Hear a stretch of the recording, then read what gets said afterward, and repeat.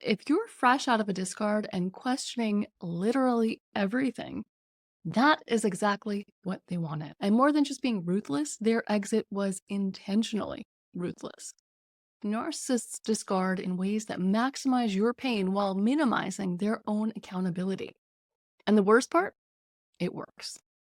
Welcome to the Common Ego community. My name is Christina, and I'm a toxic relationship recovery coach.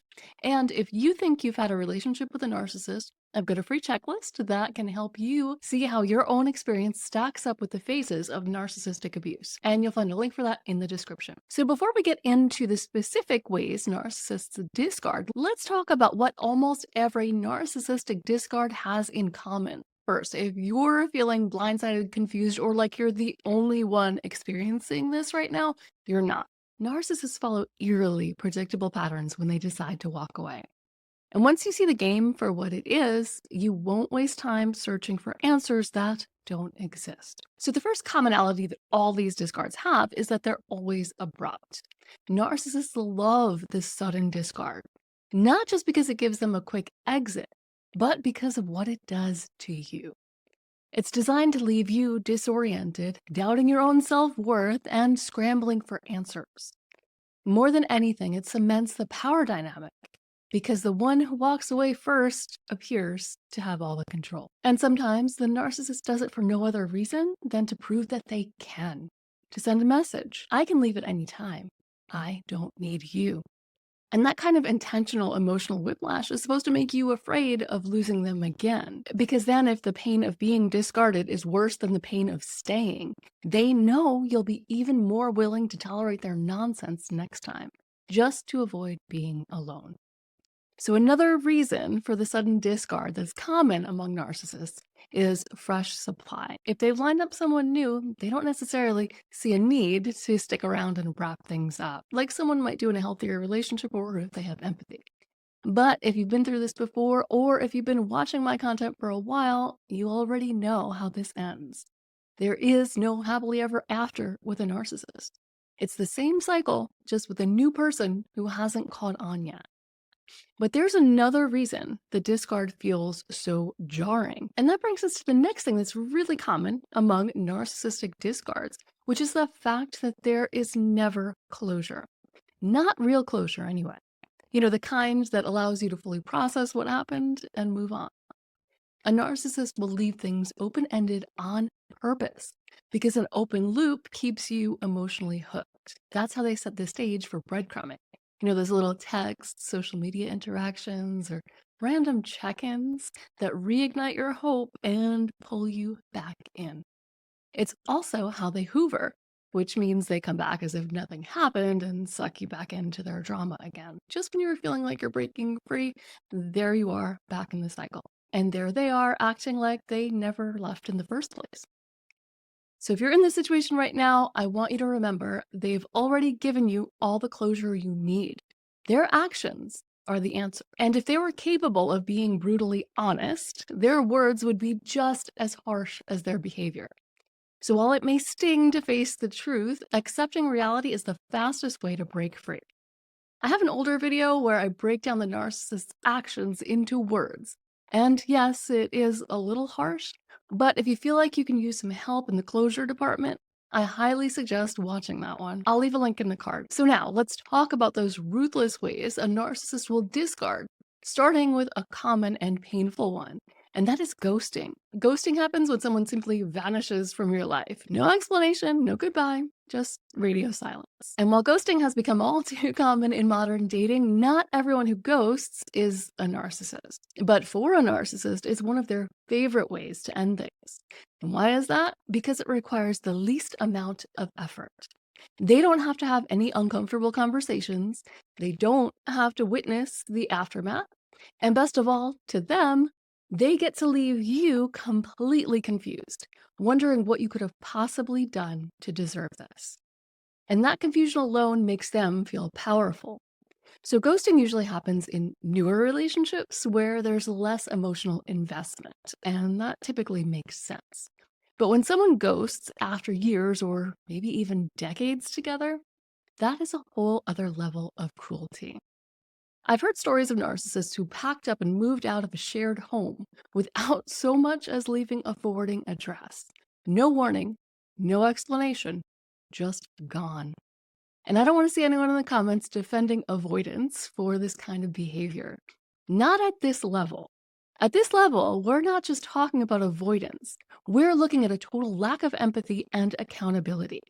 And that tells you everything you need to know about how little they ever planned to take responsibility for their role in the relationship. So even here, we can look at the behavior. And while it definitely comes as a surprise because no one expects this type of behavior from a fellow human being, it starts to make more sense when you look at the person's patterns throughout the relationship. They probably showed a long history of avoiding accountability with very little empathy. But listen, if this has happened to you, I want to be very clear that this was never about you being enough to deserve closure. This was about them taking the easiest way out while making sure you're left holding all the emotional baggage. But what they don't realize is that disappearing without a word says more about them than it could ever say about you. Because really, what kind of person does that? So the second ruthless way that a narcissist will discard is by staging a fight at a very inopportune time. And this one is especially cruel because it's not just about leaving, it's about making you feel like you're the problem. And more often than not, it happens when you're at your lowest.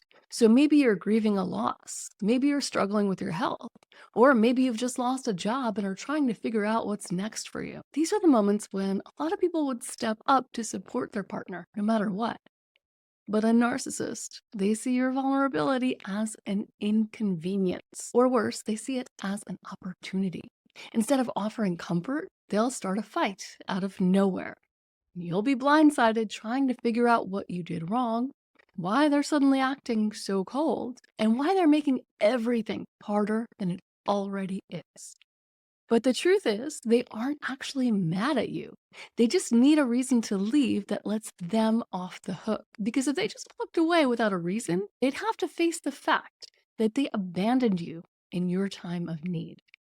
And narcissists don't like looking like the bad guy. So instead, they'll manufacture a reason, turning your grief, your struggles, your pain into your fault. They'll say you're too negative, too much, too difficult to be around. And suddenly, instead of focusing on what you're going through, you're left defending yourself, begging them to stay, and maybe even apologizing for things that aren't even your fault. But here's what you need to know. This was never about you.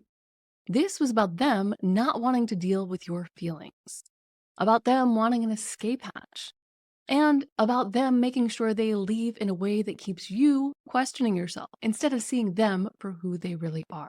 And the third ruthless way that a narcissist will end a relationship is by attacking your insecurities. And this honestly is one of the laziest and also gut-wrenching ways for a narcissist to end a relationship. Because again, they're making you believe that you're the reason they're leaving. But they're not just giving you any reason. They'll go straight for the thing you already are insecure about. So maybe you've always struggled with social anxiety, let's say, or maybe you've always had body issues. Maybe you've worried that you're not outgoing enough, successful enough.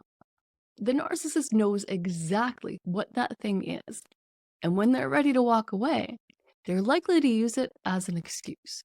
So they might say, I can't be with someone who's this awkward in social situations.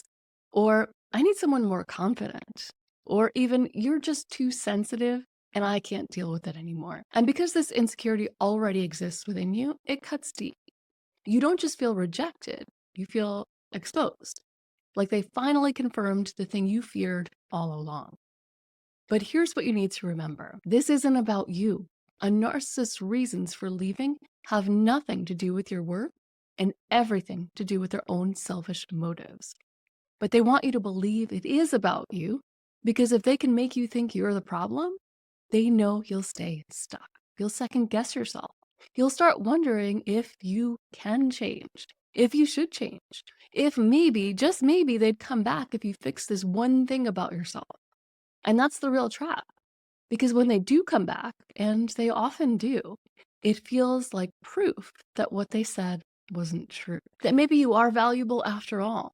And just like that, your self-worth gets tangled up in their approval, making it even harder to walk away the next time they pull the same stunt. But the truth is, no one who truly loves you would ever use your biggest insecurity as a weapon against you. If someone leaves you this way, the real issue isn't whatever flaw they tried to pin on you. The real issue is them. And if you're struggling with this right now and need some help getting closure, I highly suggest you watch the video that just popped up on the screen and be sure to hit that like button before you go, and I'll see you next time.